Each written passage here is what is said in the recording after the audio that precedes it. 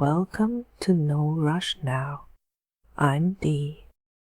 This is a podcast for sleep, for rest, for those moments when you need the world to slow down just a little. Each episode is a gentle story, told slowly, with nowhere urgent to go and nothing dramatic to resolve, just quiet moments from everyday life here in Australia, woven with memories of India. As we move through each story together, you'll experience effortless mindfulness.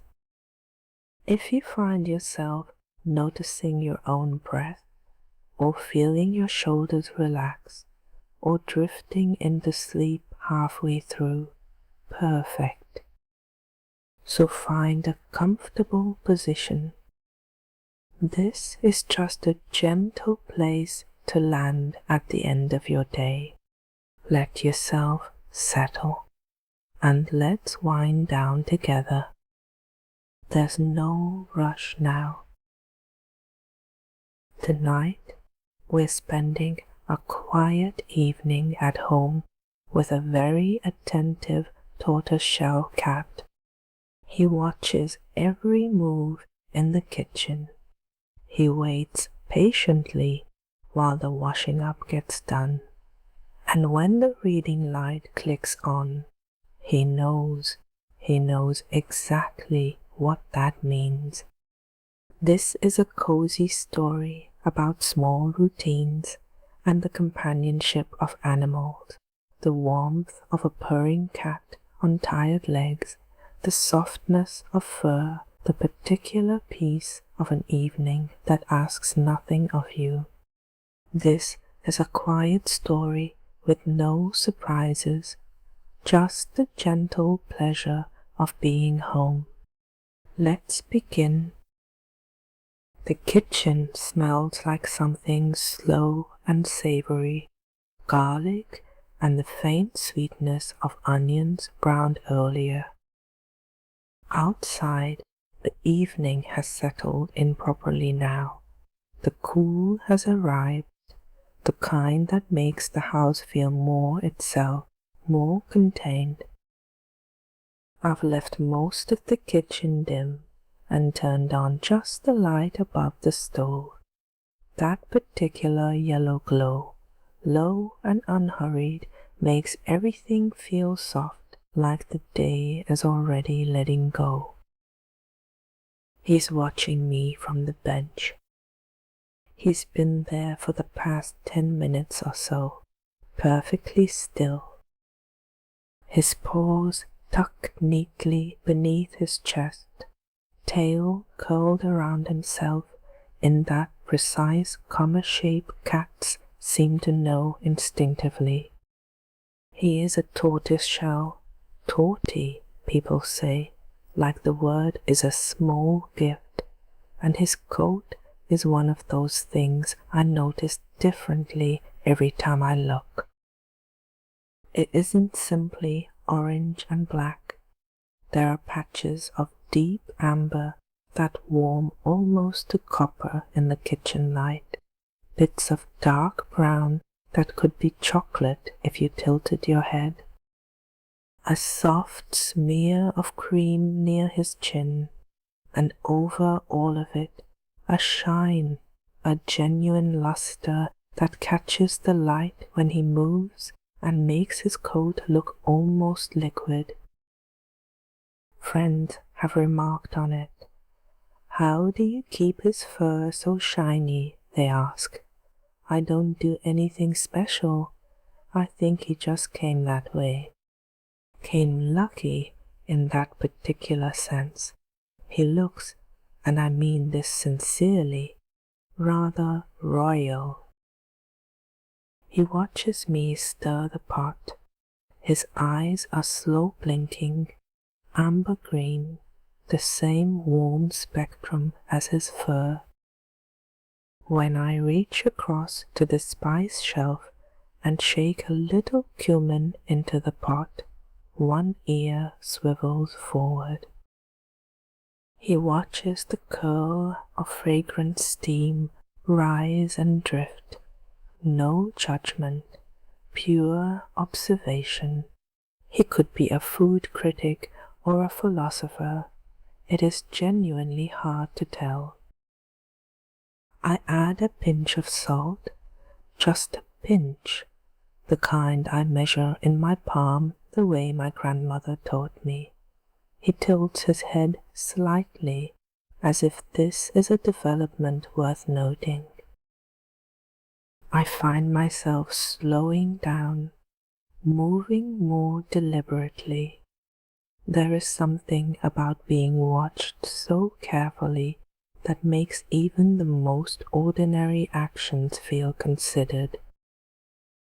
After a while, I move to the sink and run the tap until the water is warm. The washing up, like always, is its own small ritual. I rinse each thing slowly before it goes in. The single mug from this morning's chai, still faintly stained at the bottom, that deep reddish-brown ring that means the spices did their job, a bowl, a plate, the pot last, once it's cool enough. He has relocated to the end of the bench beside the drying rack.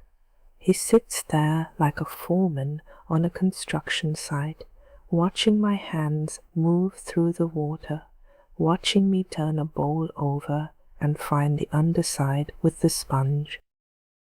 His ears follow the sounds. His eyes track the motion of suds. I've never quite figured out what he finds so riveting about this. He doesn't like water, will go out of his way to avoid it, makes a particular face of mild diplomatic disdain if he steps on a damp bath mat. I think it might simply be me. He is patient. He is excellent at waiting. I work through the washing up slowly, not hurrying. The water is warm against my hands, a small comfort after a long day. I notice the sound of it, the gentle slosh and pour, the tap dripping quietly once I turn it off. The whole kitchen has gone quieter now that the cooking is done.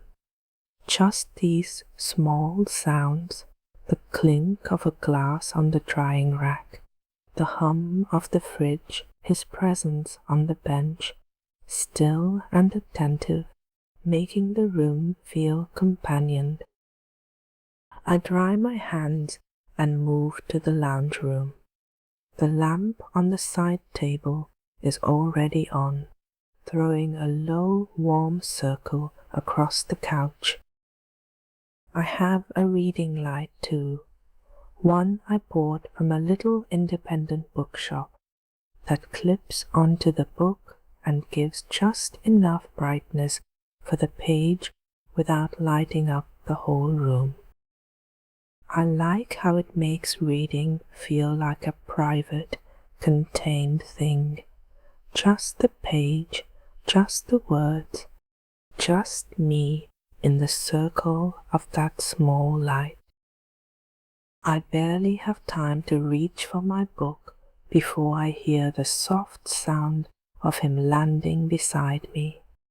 Not a thump, he's too graceful for that, but a muffled arrival, 4 careful paws, a brief pause to assess, and then he steps forward, turns in one slow, deliberate circle, and lowers himself onto my lap with a small, satisfied exhale.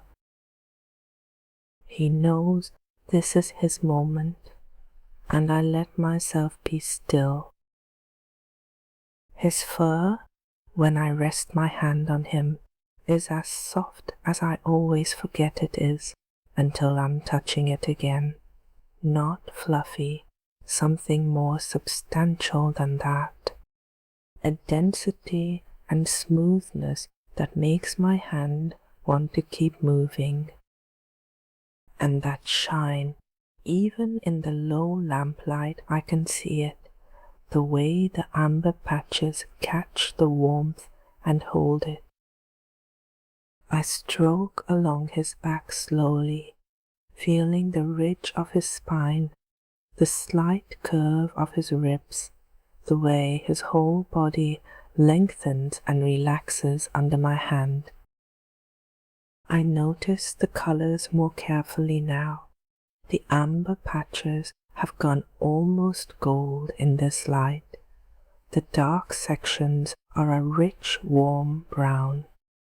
The cream near his chest is soft as unbleached cotton. There is a patch just behind his left ear, a swirl of all three colors bleeding into each other without a fixed edge, that I have looked at many times and still find interesting. Every time I look, I seem to find a new shade in there, a little copper, a little rust, a warmth that is entirely particular to him. I run my hand along his side, and he presses up into it just slightly, as though he's saying, "More, please." I keep going, shoulder, back, the base of his tail, and then I feel it. The purring begins. It starts quietly, almost subvocal, more vibration than sound.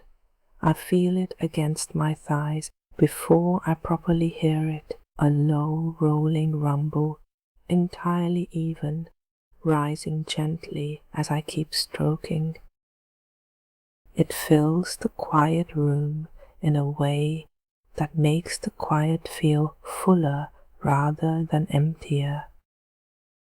I've read that a cat's purr falls between 20 and 140 Hertz, frequencies associated with healing, with bone density, with reduced stress.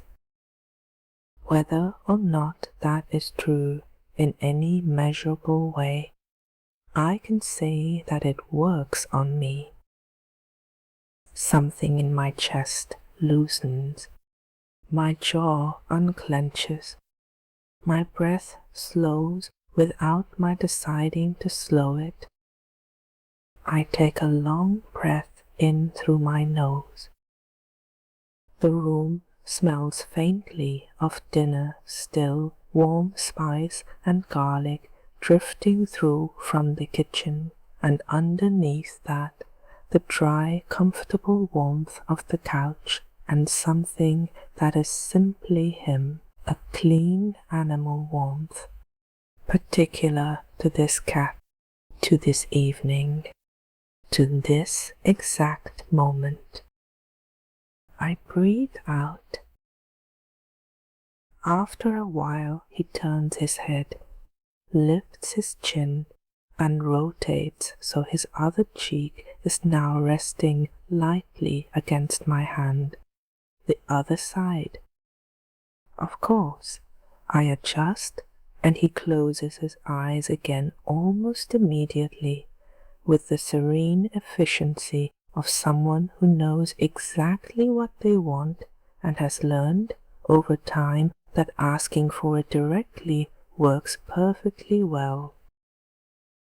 I let my hand slow, not stop, just slow, long unhurried strokes the length of his back. His breathing has deepened now. I can feel it in his ribs, the small rise and fall, the purring still there underneath, steadier and slower than before. My own breathing has slowed too. I hadn't noticed, but somewhere in the past few minutes, Without deciding to, I've matched my pace to his. I pick up my book eventually, read a few pages. The words drift through pleasantly, not so much plot as rhythm, the way sentences move, pause, move again. My reading light makes its small brightness on the page. The room stays dim around us. Outside, a car passes far away and then silence. The kind of deep evening quiet that means the neighborhood has exhaled for the night. I'm not sure how much time passes. It doesn't particularly matter. I think about how the cooler months change him. He becomes more present in winter, seeks out the lap more readily, moves through the house as though calculating the warmest spot at any given time. He understands something about comfort and temperature that I find myself envying. He has no ambivalence about what he needs. He simply moves toward warmth. He simply settles.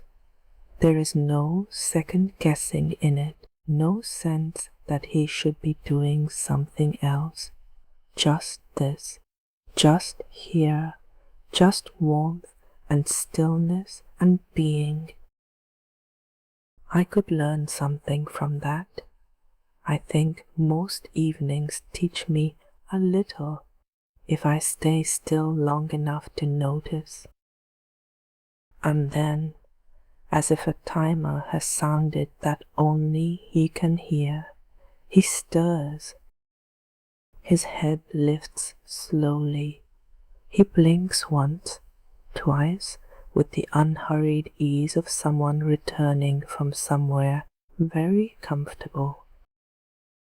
He stretches, a long, full body stretch that starts at his front paws and travels all the way to the tips of his back toes, the kind of stretch that looks deeply satisfying. He steps off my lap, landing soundlessly, pauses, and looks back at me once in the way he sometimes does, not seeking anything, just acknowledging, and then he moves with quiet purpose toward the corner of the room. His bed is there, circular and furry, with thick padded sides that curve up like the walls of a nest. The fleece inside has taken on the permanent shape of him, a gentle impression worn soft over time. I watch him approach it, step in, consider, step back out, step in again. He begins to make biscuits. His paws work in that slow, rhythmic pressing motion. Push, release, kneading the fleece with the same absorbed attention he brings to watching the washing up. His eyes are half closed. The purring has started again, low and private, just for himself now. The whole ritual takes a couple of minutes, unhurried, complete. When he is satisfied, he circles once, lowers himself down, and curls until he is an almost perfect circle. His tail wraps around and tucks near his nose. His eyes close. I watch him breathe. The small rise and fall of his side, the colors of his coat softened in the dim light, the gold of the amber patches, the deep brown, the cream, all of it gone quiet and warm. His fur catches even this low light and holds it. He looks resting there exactly like what he is, small and ancient and entirely at ease. Something loosens in me completely just watching him, the way he has simply let the day go. No hesitation, no holding on, just the next thing, rest. I feel the tiredness in my own shoulders now that I've noticed it. It's been there a while, probably. I close my book, click off the reading light. The room settled into the single low warmth of the lamp, and then I turn that off too, and the room goes soft and dark. I sit for a moment longer in the quiet. I can still make out the round shape of his bed in the corner, the small steady rise and fall of him sleeping. Outside, nothing much, the distant sound of the suburb settling, a possum perhaps moving through the gum tree at the back fence, the ordinary sound of an ordinary evening doing what evenings do. There is something about the completeness of a sleeping cat, the way they commit so fully to rest, that makes sleep feel like the most sensible thing in the world, not a concession, not an ending, just the next right thing, the thing the evening has been gently moving toward all along.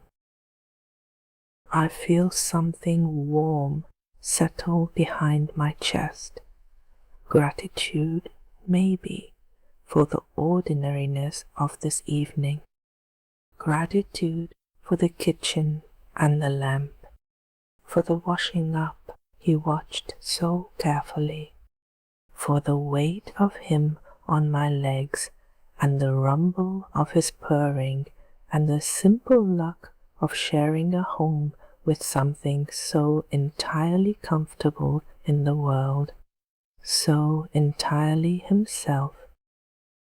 I smile. I notice that I'm smiling, and I stand slowly, move through the familiar dark of the hall. The floorboards are cool underfoot. The house is quiet and settled and whole. I pull the covers up. The pillow is cool against my cheek.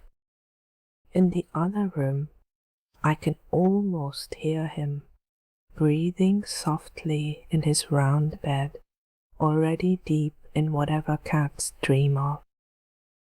And I follow him there, without effort, without rushing, the way the evening always intended. There's no rush now. There's no rush at all.